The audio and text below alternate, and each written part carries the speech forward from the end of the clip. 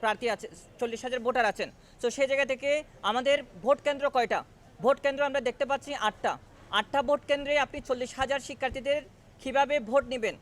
আমরা দেখতে পাচ্ছি আমরা যদি একজন ভোটার ভোট দিতে যাই, আমি কেন্দ্র এবং হল সংসদে ভোট দেব, তাহলে কয়জনকে আমাকে বাছাই করতে হবে? আমাকে 41 জনকে বাছাই করতে হবে। যেখানে 1800 প্রার্থীর মধ্যে আমি 41 জনকে বাছাই করব, সেটা কোনোভাবে 7 থেকে 8 মিনিটের কম সময়ের মধ্যে আমি পারবো না। তাহলে সেই জায়গায় আমরা দেখতে পাই 1 ঘন্টায় একটা লাইনে একটা বুথে ভোট দিতে পারবে কয়জন? 8 জন। তাহলে কিভাবে আপনি 40,000 শিক্ষার্থীকে ভোট প্রদান করতে দিতে পারবেন? সেটা একটা বড় প্রশ্নের বিষয়। এখানে দেখা যায় যাদের সাংগঠনিক ক্ষমতা আছে, রাজনৈতিক যেসব সংগঠন আছে, সবচেয়ে বেশি ফলভোগ করবে তারাই। সো সেই জায়গা থেকে আমরা যারা অনাবাসিক শিক্ষার্থী আছি তাদের প্রতি আমরা কনসার্ন রাখতেছি। তারা যখন ঢাকা বিশ্ববিদ্যালয়ে ওই দিন ভোট দিতে আসবে তখন কিন্তু তারা বাধাগ্রস্ত হবে, কারণ তারা আস্তে আস্তে 10টা বেজে যাবে, 11টা বেজে যাবে। ততক্ষণে যারা রাজনৈতিক সংগঠন করেন এবং হলে অবস্থান করেন তারা কিন্তু এর আগেই লাইনগুলো ফিল আপ করে ফেলবেন এবং দেখা যাবে গরমের দিনে অনেকেই উৎসাহিতও হবেন না। আমি যদি ইলেকশন কমিশনার হই তাহলে আমাকে খেয়াল রাখতে হবে প্রত্যেকটা ভোটার তার পছন্দ মতো প্রার্থীকে যেন ভোট দিতে পারে। সো সেই জায়গা থেকে এই পরিবেশটা এই প্রশাসন তৈরি করতে পারতেছে না। ফলে আমরা আপনাদের সামনে আহ্বান জানাচ্ছি এবং নির্বাচন কমিশনকে আহ্বান জানাচ্ছি পুনর্বার যেন বিবেচনা করে ভোট কেন্দ্র কীভাবে বাড়ানো যায় সেটা যেন চিন্তা করে। এর বাইরে আমরা দেখতে পাচ্ছি ঢাকা বিশ্ববিদ্যালয়ের লেদার ইঞ্জিনিয়ারিং ইনস্টিটিউটের কথা। লেদার ইঞ্জিনিয়ারিং ইনস্টিটিউট,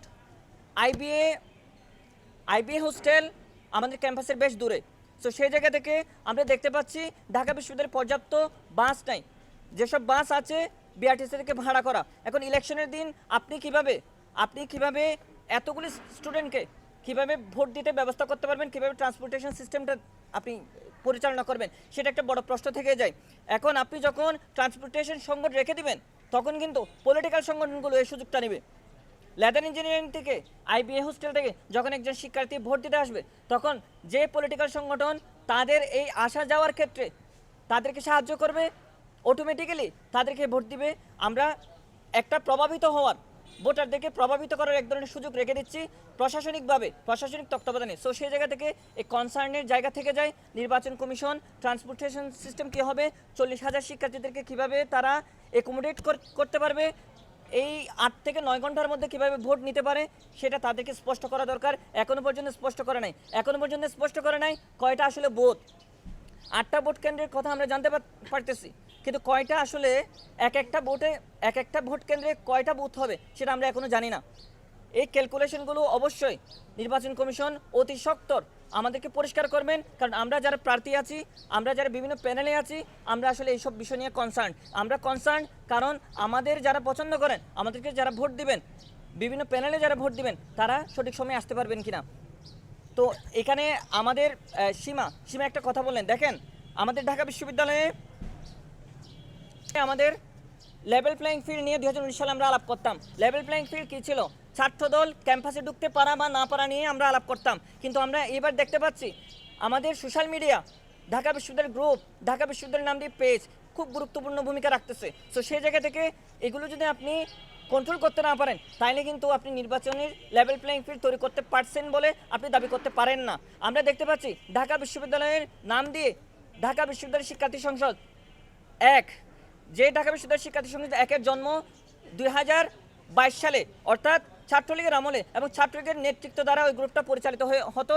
এবং ছাত্রলীগের এই যে রেজিম, ঢাকা বিশ্ববিদ্যালয় দখলদারিত্বের পক্ষে যে গ্রুপ কাজ করেছে সেই গ্রুপ এখনও আছে, এবং যারা এই গ্রুপটা বানিয়েছে তারা এখন ঢাকা বিশ্ববিদ্যালয়ের ডাকসু নির্বাচনের বিবি প্রার্থীও। সো সেই জায়গা থেকে এটা অবশ্যই নির্বাচন কমিশনকে দেখা দরকার, এবং ক্রিমিনাল অফেন্সকারী কীভাবে এখনও পর্যন্ত প্রার্থীতা রাখতে পারে সেটাও নির্বাচন কমিশনকে দেখা দরকার।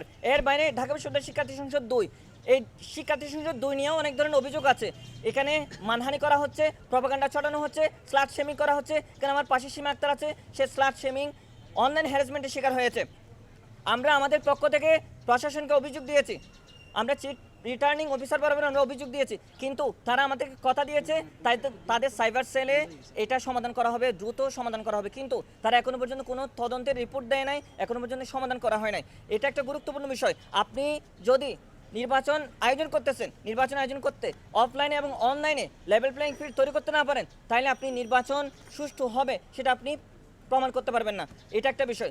এরপরে ঢাকা বিশ্ববিদ্যালয়ে এত বছর ধরে যারা ক্রিমিনাল অফেন্সের সাথে যুক্ত ছিল, যারা আমাদের বিভিন্ন দাবি দেওয়া বিভিন্ন অধিকার আদায় আন্দোলনে আমাদের হামলা করেছে, তাদেরকে প্রশাসনিকভাবে বিচারের আওতায় আনা হয় নাই, তাদের উপর মামলা দেওয়া হয় নাই। শুধুমাত্র জুলাই গণঅভ্যুত্থান নিয়ে একটা কমিটি আমরা গঠন করতে দেখেছি, 128 জনের লিস্ট, সাময়িকভাবে বহিষ্কারের লিস্ট। 128 জনের লিস্টে এমন এমন মানুষের নাম আছে যারা হামলায় জড়িত ছিল না, এমন এমন মানুষের নাম নাই যারা হামলায় জড়িত ছিল। তো সেই জায়গা থেকে এই বিতর্কিত লিস্ট তারা তৈরি করতে গিয়ে তা থামিয়ে দিয়েছে, তারা নিজেরাই থামিয়ে দিয়েছে, কারণ দেখা যাচ্ছে এটা খুবই বিতর্কিত লিস্ট।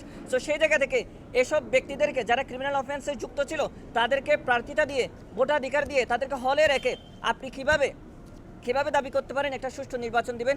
সেটা প্রশাসনের কাছে আমাদের প্রশ্ন। এসব বিষয় পরিষ্কার করা দরকার। এর বাইরে সেনাবাহিনী নিয়ে একটা প্রশ্ন। সেনাবাহিনীকে ঢাকা বিশ্ববিদ্যালয়ে এইবার ডাকসু নির্বাচন নিরাপত্তার দায়িত্বে তাদের দেওয়া হবে বলে আমরা শুনতে পাচ্ছি, এবং সিনেটে অনেকে তালি দিয়েছেন, অনেকে সমর্থন জানিয়েছেন। আমরা জানি না এই প্রশ্নটা কীভাবে আসলো। সেনাবাহিনী ঢাকা বিশ্ববিদ্যালয়ে কীভাবে নিরাপত্তা দেওয়ার প্রশ্নটাই কীভাবে আসে, আমরা সেটা দেখে আমরা অবাক হচ্ছি। 2007 সালে ঢাকা বিশ্ববিদ্যালয়ের ক্যাম্পাস থেকে তাদেরকে লাথি দিয়ে তাড়ানো হয়েছিল।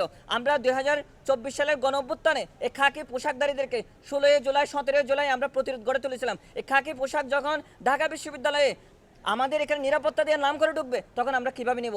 আমরা কিছুক্ষণ আগে দেখতে পেলাম সেনাবাহিনীর পক্ষ থেকে জানানো হচ্ছে তারা নাকি ঢাকা বিশ্ববিদ্যালয়ের নির্বাচন দেখভাল করবেন না, তদারকি করবেন না। তাইলে প্রশ্নটা কীভাবে আসে? ঢাকা বিশ্ববিদ্যালয়ের প্রশাসন বলতেছে সেনাবাহিনী এখানে দায়িত্ব পালন করবে, আবার তারা বলতেছে তারা দায়িত্ব পালন করবে না।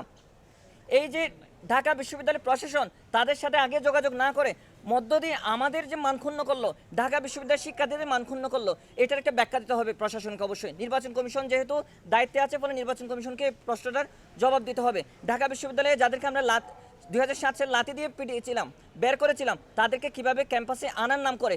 আরেকটা বিষয় হচ্ছে 73 অধ্যাদেশ। 73 অধ্যাদেশ অনুযায়ী ঢাকা বিশ্ববিদ্যালয়ের প্রত্যেকটা প্রাণের নিরাপত্তা দিবে প্রক্টোরিয়াল বডি।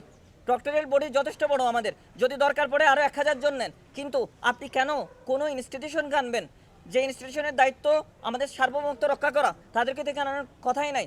73 অধ্যাদেশ অনুযায়ী তো আপনি আইন লঙ্ঘন করতেছেন। আমরা ঢাকা বিশ্ববিদ্যালয়ে 2019 সালের নির্বাচনে যখন পুলিশকে আনা হচ্ছিল, তখন আমরা এটার প্রতিবাদ করেছিলাম। 2019 সালে যখন নির্বাচন রিগড হয়েছিল, ইঞ্জিনিয়ারিং হয়েছিল, তখন আমরা তখনকার তৎকালীন চিফ রিটার্নিং অফিসারকে আমরা থুতু দিয়েছিলাম। সো সেই পরিস্থিতি হয়তো এখনও আসতে পারে, কারণ এই পরিস্থিতি এখনো পর্যন্ত জারি রেখেছে প্রশাসন। কারণ যারা গণহত্যার সাথে যুক্ত তারা এখনো পর্যন্ত হলে অবস্থান করতেছে, তাদেরকে প্রার্থিতা দেওয়া হয়েছে। বিশেষ করে জুলিয়াস সিজারের কথা বলতেই হয়। জুলিয়াস সিজারের সরাসরি হামলায় শিকার হওয়া আমরা এখানে অনেকেই আছি।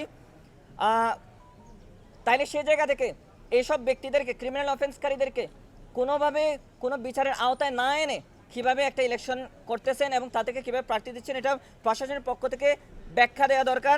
এর বাইরে আমরা দেখতে পাচ্ছি প্রক্টোরিয়াল বডিতে অনেক পুরুষ আছেন, কিন্তু এখানে কোনো নারী আমরা দেখতে পাচ্ছি না। কিন্তু ঢাকা বিশ্ববিদ্যালয়ে প্রায় 50%-এরও অধিক শিক্ষার্থী নারী। সো সেই জায়গা থেকে প্রক্টোরিয়াল বডিতে নারী না থাকাটা, নারী শিক্ষার্থীদের জন্য, নারী স্টাফ না রাখাটা, এটা নারী শিক্ষার্থীদের জন্য এক ধরনের বিব্রতকর পরিস্থিতি তৈরি করে।